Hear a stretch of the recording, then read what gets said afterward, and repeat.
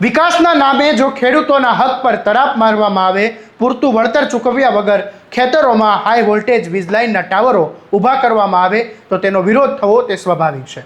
ગોંડલ તાલુકાના અનેક ગામોમાં પસાર થનારી 400 કેવી અને 765 કેવીની જે વીજ લાઇન છે, જેને લઈને હવે ખેડૂતોમાં રોષ ફાટી નીકળ્યો છે. આ મુદ્દે આમ આદમી પાર્ટીના ઉપાધ્યક્ષ જિગીશા પટેલ પણ હવે મેદાનમાં આવ્યા છે અને ખેડૂતોને યોગ્ય વળતર આપ્યા વગર તેમની જમીન પર બળજબરી નહીં ચાલે તેવી ચેતવણી આપી છે. તેમણે સરકારની નીતિ સામે સવાલો ઊભા કર્યા છે. શું છે સમગ્ર મામલો, આવો વિગતે વાત કરીએ આ અહેવાલમાં.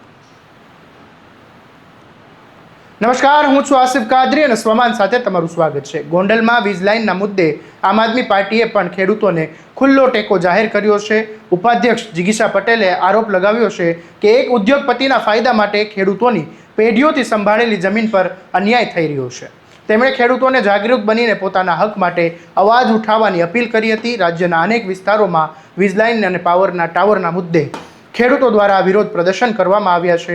ખેડૂતોની માંગ સ્પષ્ટ છે કે વિકાસના કામનો વિરોધ નથી, પરંતુ વિકાસના નામે ખેડૂતોના અધિકારોનું જો હનન થાય તો તે સ્વીકાર્ય નથી.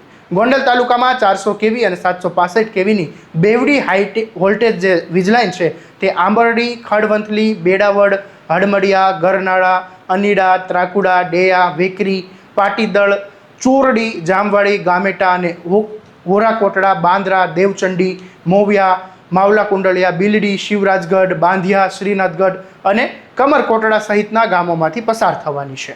આ વીજ લાઇન માટે ખેડૂતોની જમીનમાં ટાવર ઊભા કરવામાં આવી રહ્યા હોવાનું સામે આવ્યું છે. ખેડૂતોનો આરોપ છે કે તેમની સંમતિ વિના આ પૂરતું વળતર ચૂકવ્યા વગર તેમની જમીનનો ઉપયોગ કરવામાં આવી રહ્યો છે. સરકારના નિયમો મુજબ જંત્રીની કિંમત અથવા તો બજાર કિંમતમાંથી જે વધુ હોય તેના આધારે ડબલ વળતર મળવું જોઈએ, પરંતુ તે મુજબની ચૂકવણી થતી નથી અને ખેડૂતોની રજૂઆત છે કે આ મામલે યોગ્ય થવું જોઈએ. ત્યારે આ મામલે જિગીશા પટેલે શું કહ્યું એ સાંભળી લો. આજે હું આમ આદમી પાર્ટીની નેતા તરીકે નહીં, પરંતુ એક ખેડૂતની દીકરી તરીકે તમારી સમક્ષ આજે એક વાત મૂકવા માંગુ છું. આજે ગોંડલમાંથી મને ઘણા બધા ખેડૂતોના એવા ફોન આવ્યા કે બેન, જેતપર ગામ અને કોઢ ગામની અંદર ખેડૂતો જે માટે ઉપવાસ ઉપર બેઠા છે, એટલે કે વીજ લાઈન, એવી વીજ લાઈનના ઉપવાસ માટે જે બેઠા છે, એવી જ ઘટના આપણા ગોંડલ તાલુકાની અંદર પણ થવાની છે.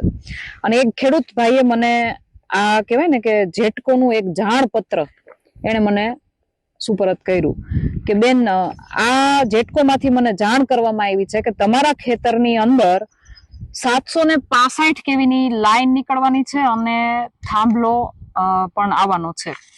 એટલે ખેડૂતભાઈ મારી પાસે આવ્યા અને મેં પછી એના બધા ડોક્યુમેન્ટ્સ જોયા અને ડોક્યુમેન્ટ્સની અંદર મને ખબર પડી કે ગોંડલ તાલુકાની અંદર આંબરડી, ખડવંથલી, બેટાવડ, હળમડિયા, ગરનાળા, અનીડા, ભાલોડી, ત્રાકુડા, ડૈયા, વેકરી, પાટીદળ, ચોરડી, જામવાડી, ગોમટા, વોરાકોટડા, બાંદ્રા, દેવચડી, મોવિયા, માંડણકુંડલા, કંટોલિયા, બિલડી, શિવરાજગઢ, બંધિયા, શ્રીનાથગઢ અને કમરકોટડા, આટલા ગામમાંથી 2 લાઈન પસાર થવાની છે. આજે હું એક ખેડૂત ભાઈના થાંભલાની પાસે ઊભી છું. એના ખેતરમાં જે થાંભલો આવ્યો છે એની પાસે ઊભી છું. આ થાંભલાને તમે જુઓ, આ ખેતરની અંદર 55 ચોરસ ફૂટની જગ્યા એક થાંભલાએ રોકી લીધી. હવે આ ખેતરને જ્યારે તમે વેચવા જાઓ ત્યારે તમને ધારો કે 10 વીઘાનું ખેતર છે અને આ થાંભલો એમાં આવ્યો છે, તો 10 વીઘાનું વીઘે 15 લાખ રૂપિયા હોય એને બદલે ભાઈને હવે 10 જ લાખ રૂપિયા મળશે. એટલે કહેવાનો મતલબ મારો એવો છે કે વીઘાની કિંમત પણ આ થાંભલાના લીધે ઘટી જશે. બીજું કે આની ઉપરથી 765 કેવીની લાઈન પસાર થવાની છે. 765 કેવીની લાઈન પસાર થાય એટલે એના નીતિ નિયમ પ્રમાણે નીચે તમે ન બાંધકામ કરી શકો, ન કૂવો ગાળી શકો, ન દાર કરી શકો. એટલે આખી જિંદગી તમારે આ ખેતરની અંદર આ નુકસાની ભોગવવાની. એક તો વીઘે કહેવાય ને, વીઘે તમારે ખોટ ખાવાની અને સાથે સાથે આ બધી વસ્તુ ન થાય એટલા માટે થઈ અને તમારે આખી જિંદગી તમારી પેઢીઓને આ નુકસાન ભોગવવાનું. આજે મારે તમને એટલું કહેવાનું છે કે જે વીજ લાઈન અહીંયાથી પસાર થવાની છે એ અગર જો ભારત સરકારને કઈ ઉપયોગી થવાની હોય અથવા તો દેશ હિત માટે કઈ ઉપયોગી થવાની હોય તો વાત બરાબર છે, તો આ પરિપત્ર બરાબર છે, આપણે આની સાથે સહમત છીએ.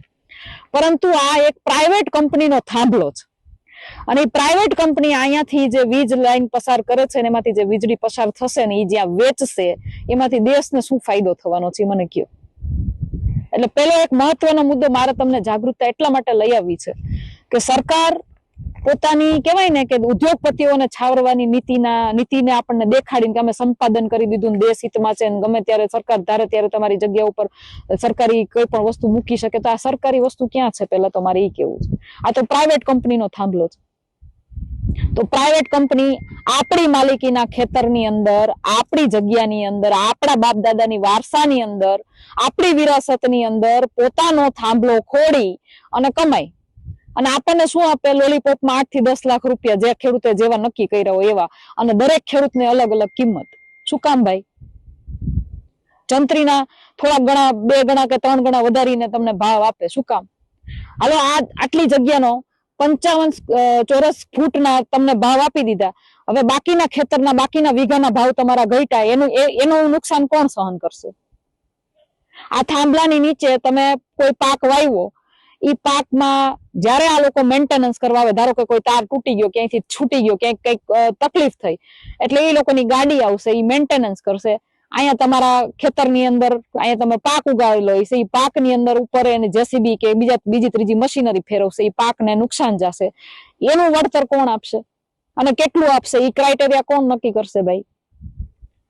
તો શું કામ ઉદ્યોગપતિઓને નફો કરવા માટે થઈને સરકાર આપણા નાના નાના ખેડૂતોને આટલી હદે નુકસાન કરાવડાવે છે? શું કામ? મારે તમને એ લોકોને એટલું જ કહેવાનું છે કે હું આ મુદ્દે જેટલા ગામની અંદર આ વીજ લાઈન પસાર થવાની છે, અને આમાં લખેલું છે, સરકારી ડોક્યુમેન્ટની અંદર લખેલું છે કે આપણા આ આટલા ગામમાંથી 400 કેવીની અને 765 કેવીની બેવડી લાઈન પસાર થવાની છે. એટલે અહીંયા ખેતરમાં થાંભલો આવ્યો એટલે અહીંથી 2 ખેતર મૂકીને બીજી લાઈન પસાર થશે. એવું બી બને કોઈને મોટો સેડો હોય, મોટું ખેતર હોય, તો એના લાઈનમાંથી 2 થાંભલા નીકળે અથવા 2 લાઈનો નીકળતી હોય. તો શું કામ ભાઈ? એક પ્રાઇવેટ કંપનીને, એક ઉદ્યોગપતિને આપણા કહેવાય ને કે માનનીય વડાપ્રધાનના મિત્રશ્રી એટલે કે અદાણી સાહેબને ફાયદો કરાવવા માટે થઈ અને સરકાર આપણી ઉપર આટલો બધો અત્યાચાર શું કામ કરે? અને આપણે શું કામ માની જઈએ 8-10 લાખ રૂપિયામાં? આખી જિંદગી આ ખેતરમાં થાંભલો લેવાનો છે, આપણી પેઢીઓની પેઢીઓ વહી જાય, થાંભલાને કોઈ ઉખેડી નથી શકવાનું, આમાંથી નફો કમાવાના છે.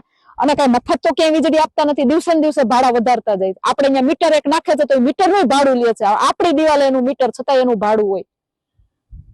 તો આપણા ખેતરમાં થાંભલો તો આપણને ભાડું કેમ નહીં? આ જાગૃતતા આપણે સૌએ લાવવી પડશે.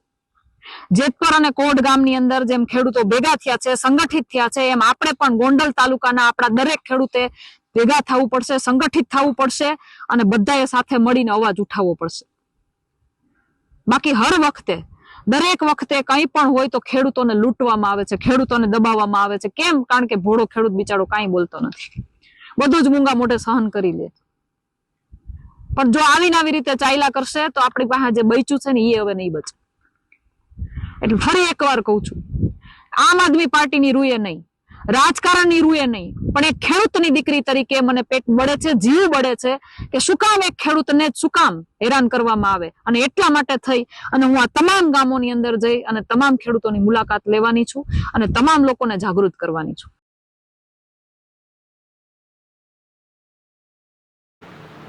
વીજ લાઇનનો જે આ વિવાદ છે હવે માત્ર એ વળતરનો મુદ્દો રહ્યો નથી, પરંતુ અધિકાર અને ન્યાયનો પ્રશ્ન બની રહ્યો છે.